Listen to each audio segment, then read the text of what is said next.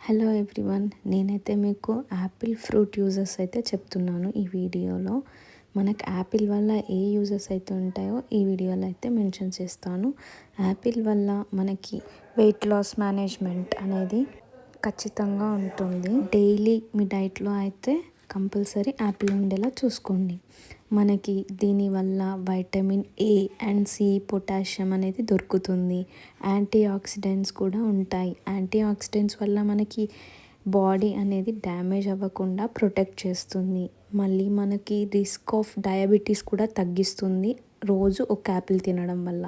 Type 2 diabetes, heart diseases కానీ cancers కానీ prevent చేసే లక్షణాలు యాపిల్లో ఉన్నాయి. ఇంకా వైటమిన్స్, డైటరీ ఫైబర్స్ అనేవి చాలా బాగుంటాయి.